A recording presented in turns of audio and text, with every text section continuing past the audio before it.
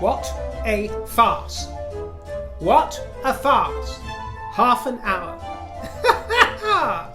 Half an hour, we are told. We knew that Meghan was a fan of the drive-through in and out, and now we learn that Harry is also a fan of the in and out, flying in from LAX, arriving at Heathrow, London Heathrow, within 11 hours of the statement coming forth from Buckingham Palace to rush to his darling pa's side. Papa, Papa, I'm here, I'm tottering in. And as I said in the previous broadcast, I really wanted to give him the benefit of the doubt. He says he loves Papa. And who wouldn't think that it was a noble thing to do to rush to be by his father's side, unless you consider the fuzzier ends of the lollipop. And this is what troubles me. And I say this while bearing in mind we do not know everything. We don't know most, meaning we don't know if he will return at some point. If he was extended an invitation to Sandringham, one might think that his father might have made some time, We know that he doesn't have an official residence, a royal residence anymore, Harry, but surely there's a spare bedroom or two at Sandringham or wherever, any royal residence where he can be put up. But we're told that after a brief half an hour to 45-minute meeting, the King and Queen left for Sandringham and Harry took to a luxury hotel. It's all extremely odd. It's all food for thought. And it can be interpreted in many different ways. So I do consider the fact that it could be considered noble for Prince Harry to jet in to his papa's bedside. If what he says about loving Daddy is true, then one can certainly understand that impulse. But perhaps this fruit is turning a little bit sour, because the whole race to the kingdom, this trolley dash to these shores, I'm sorry, my dear, but after learning that he's in and out so quickly, it seems performative to me. That is exactly how it strikes me, and I could very well be doing him a great disservice. Please bear that in mind. But it strikes me today as performative, that he wanted to shoot down any criticism, and that famous thing that he and the wife love to do, control the narrative, shape the narrative. As soon as he heard that Papa was ill, he didn't want the same criticism befalling him that has befallen his spouse with regards to Tom Sr., although in my opinion that is a completely different scenario. And I truly do not actually enjoy countenancing these thoughts that I'm having, but I can't deny them. I can't deny them to you. And many of you have said more or less the same thing in the comment section over the past couple of days, that there's something a little bit dodgy and disingenuous about it. And all I can compare it to was when my mother told me that she had been diagnosed. She was operated on to take away a small lump. Mercifully, she was spared any form of mastectomy or anything along those lines, but she had the surgery, and then she had a rather arduous wait. I think it was just 3 or 4 weeks or so. Not very long at all for the chemotherapy to begin. Or was it the radiotherapy? I think it was chemotherapy, and then she had radiotherapy, but that was quite a slog for several months, as many of you know and have experienced yourselves, my dear. But I can remember being told, of course, I remember the shock of being told by Mummy on the phone, because we were in different towns and we were some hours apart. And of course, my initial feeling was to go and rush and give her a hug. You just want to give her a hug, don't you? And have a little cry together or whatever. But actually, I can remember it was another week before I went to see her.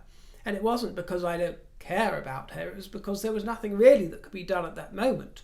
She had been aware for a few weeks prior to the diagnosis and sort of kept us all in the dark about it. She just shared it with one of her friends until she knew what was going on. And then by the time she told me, the rest of the family were also hearing about it.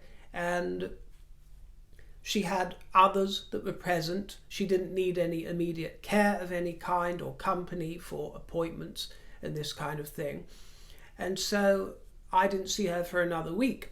So I guess what I'm trying to say is that I totally understand that we can all come to this from different angles, and it depends on the family and the circumstance, but there is just something about that speedy trip in and out that strikes me as highly performative, which is a little bit sad, because as some of you have mentioned, there might have been more practical ways to approach it.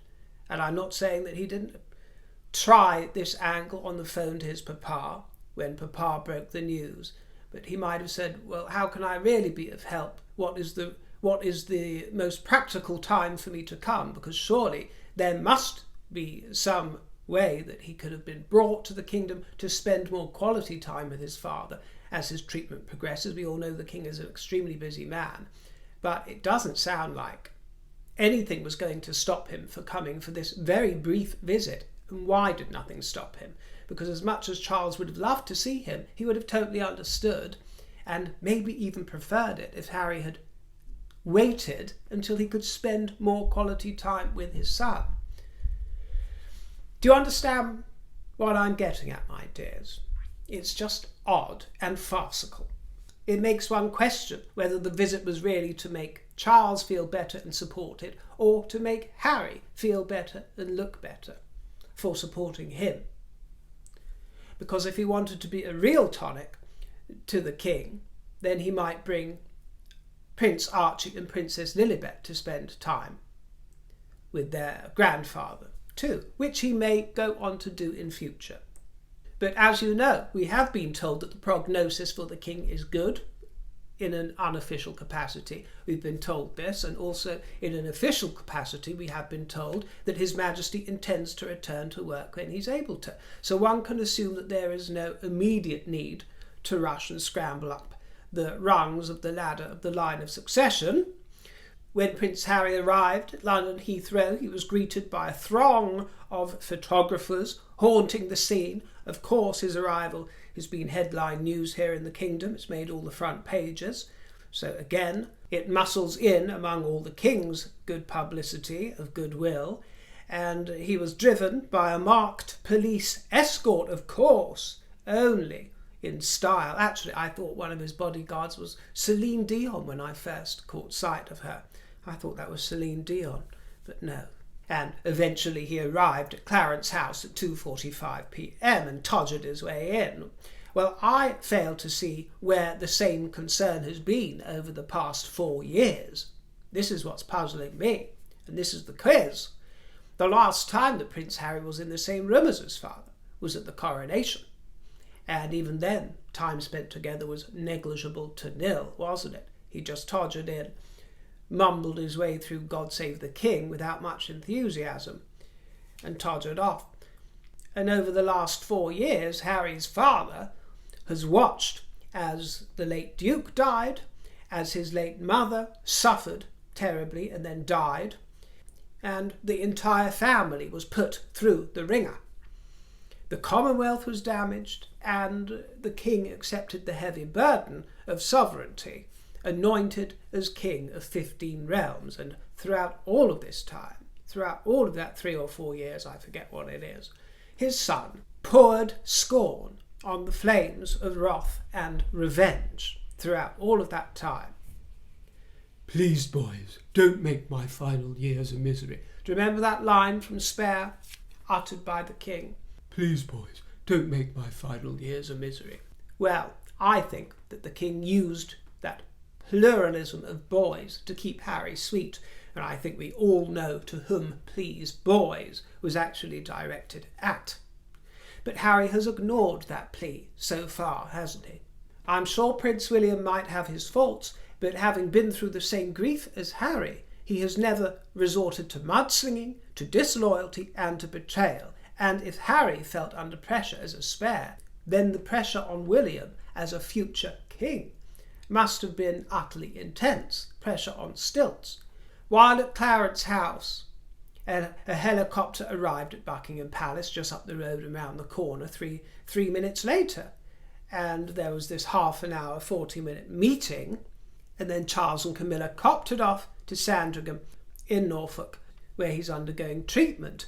And I've also wondered if the reason that Harry did not decamp to Sandringham after the Clarence House visit for another night might be something to do with the number of nights that he is permitted to stay in the United Kingdom per year that might affect some of his tax benefits.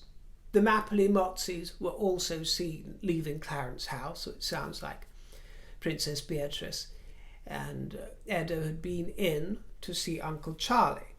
And for those who have been saying in the media and beyond that William needs his brother right now, well, I respectfully disagree. William can lean on his friends, and he can lean on members of his family, such as Peter Phillips, such as Mike Tyndall, and any other loyal and trusted familiar, of which he has plenty, actually. He does not need a resentful, jealous, remorseless brother who has merchandised and profited from William's misery, to the tune of tens of millions, by the way. Slating William, and in particular Catherine, he remains incandescent. William is disinterested and busy. He's already busy enough, thank you. Keep well away from Catherine. That is what I say. Although she is a vision of grace, even if Harry did turn up with a posy of cheap flowers at her bedside, she would probably welcome him with good grace, as she did at the late Duke's funeral, for example, when she began trying to initiate some conversation with the boy outside. Do you remember that? Tried to break the ice. How did he repay her? Publishing a book speaking about how frosty and icy and frigid the girl is. Treachery.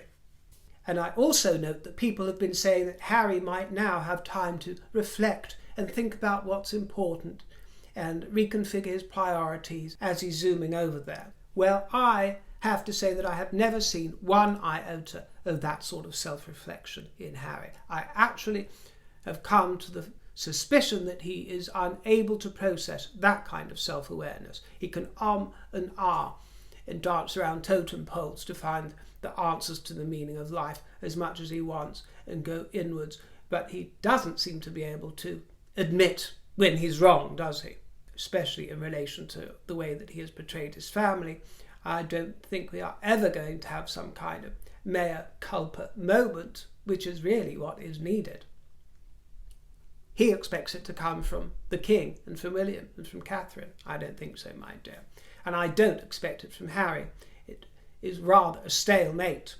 Now, perhaps there are all kinds of reasons why he was not accompanied by the grandchildren on this visit. If he knew it was going to be a very fleeting visit and he can reorganise something in the future, so be it. I understand that. But it does appear that this could have been the perfect moment for a real tonic for the King, a real fillip. And especially during his upcoming treatment, a distraction and an opportunity to get to know them. Do you understand? Are their schedules too complex? Could they not fit this little jaunt into their schedule? Mustn't interrupt their nursery or time at kindergarten or wherever they are these days, their toddler care? Or were they held back? The King was seen leaving Clarence House yesterday before he departed for Sandringham, and there were large crowds cheering their enthusiasm and support, and I must say that the Queen looked very pretty and chic. If Harry does not return in the foreseeable future, and if there is no further meeting with his father, then I'm afraid it does seem an extraordinary waste of money and resources, even if he is making some sort of symbolic gesture to Daddy, which he might as well have done by Zoom meeting, given the length of it. But the King is not at death's door, far from it, and as I say, it does strike me as rather similar to the time when he showed up at the coronation and mumbled his way through God Save the King half-heartedly, and the time that he showed up and performed, such a perfunctory, smart show of duty guarding the late Queen's coffin, together with the rest of the family and her grandchildren, but this was after making her final years a complete and utter misery. It's been confirmed that the King will conduct his weekly meeting with the Prime Minister by phone today, Downing Street has confirmed. I shall read out a comment here from Dotters, who reflects what many of you have said, which is that if Harry didn't care about either of his dying grandparents, Harry doesn't care about his ill father. He's coming for PR, attention, has to make everything about himself, and because he's crapping his pants at the thought of King William. Well, my dear, the future King William V has been busy on royal business, leading an investiture ceremony at Windsor and handing out over 50 honours on behalf of the King. And it's rare to see Prince William dwarfed, isn't it, as he was today, by Edward Harley here. Rare to see our Big Willie looking like the diminutive one in the room. And this evening, by the time this show airs, he will be attending the annual fundraising gala in London for London Air Ambulance, of which he is and was, of course, intimately involved.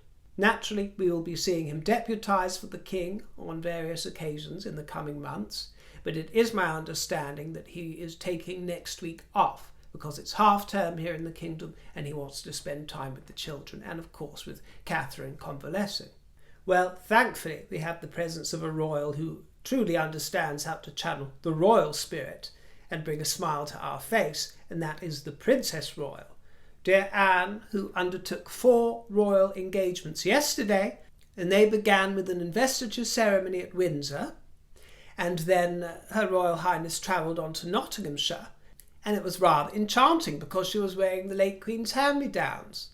And she looked wonderful in them. She was wearing her late mother's jacket, this purple number, by Angela Kelly, in fact, our dear Agent High Heels. What do you think of it? And it's a checked wool jacket that was designed around about 2005, and it was last seen on the late Queen on 2 occasions, 2006 and 2010, on private family cruises aboard the Hebridean Princess, and it's thought she wore it a lot privately.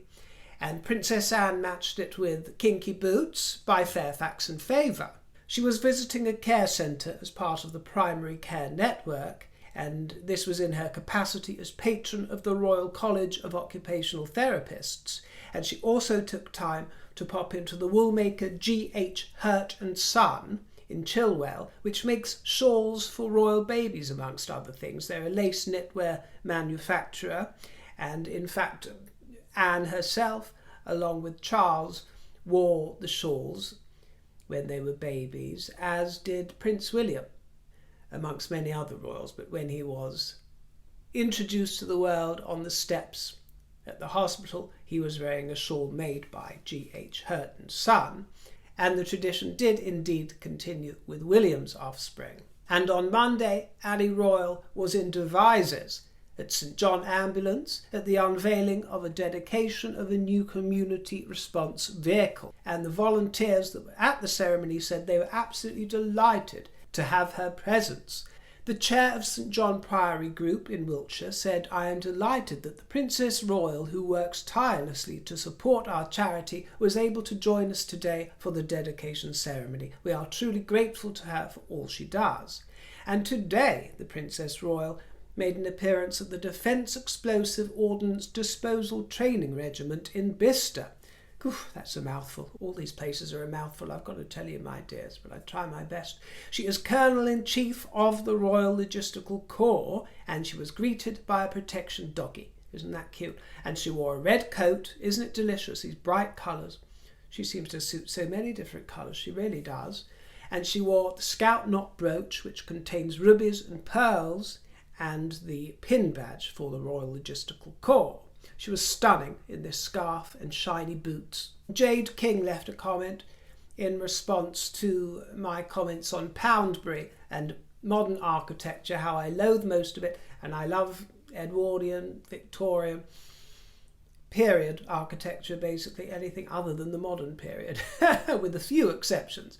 But how I just wish we were surrounded by the delicious delights of old architecture. When you look at the old black and white photos of our high streets here in the kingdom, and the beauty of all this, what was a nation of shopkeepers, it makes me really rather distraught to see the garish, tawdry circuses that we are left with now. Ooh, what on earth would our forebears and ancestors think of the muck that we find ourselves in?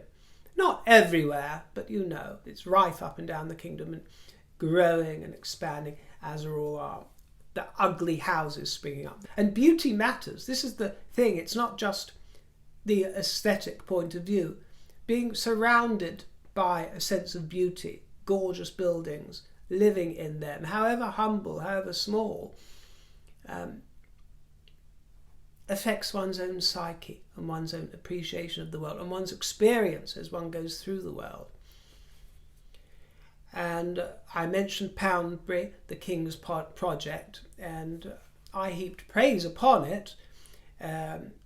Jade King says, River, nearly all modern architecture is uninspired. I work in the industry and it is horrible. It never ceases to amaze me that the architectural schools teach their students to be so certain that their square boxes of glass are unique.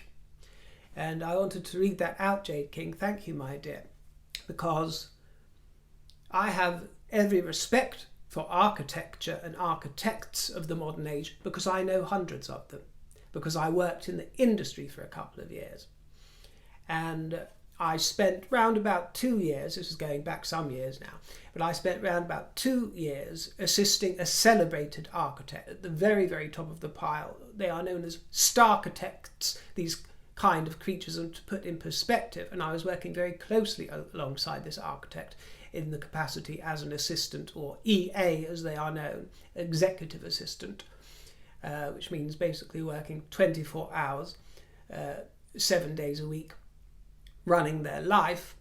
I worked in that capacity some years ago for a Royal Gold Medal winner as dished out by RIBA, R-I-B-A, the Royal Institute of British Architects. I worked closely at their side, and I worked very closely with everybody under this architect and their practice. And so I met several hundred architects and worked closely with dozens of them. And I loved them, and their dedication to their craft and their practice is barely second to none. But the architect I was working for is hugely celebrated, somewhat of a celebrity, and has designed buildings that you will all know. And attaining a Royal Gold Medal, as this architect did, is wildly prestigious, and it is approved by the monarch personally. And I will tell you, and I've had a lot of very tough jobs throughout my life, as I'm sure you have, but this, I would say, was possibly the toughest. It was certainly the most backbreaking, physically and mentally and emotionally. And I got off to a very, very rough start there, I've got to tell you. A very rough start. But I was promoted twice in the time that I was there without asking for it, I've got to tell you. And it happened really rather quickly.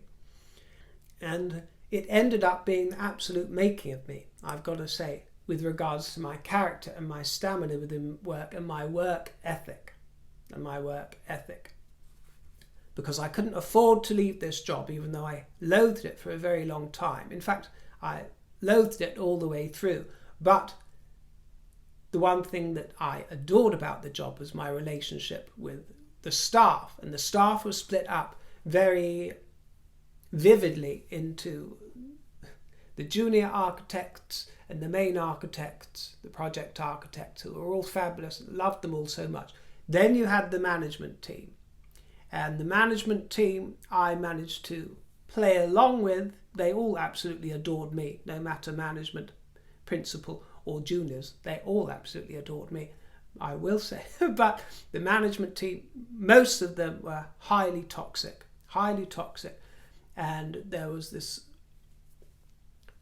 hierarchical feeling that you don't get so much throughout many different kinds of industries. For example, I've worked in public affairs and the arts and in and out of all kinds of things, my dears. And this kind of hierarchical structure that they had, the lines are more blurred in other industries, but in architecture, the practice I was at, I'm not saying it's industry-wide, but it was toxic relationship between the management and the juniors, and then right at the very top with the principal. Everything was subject to the principal's approval, as it is over many different kinds of industries, but this particular architect and those at the very top were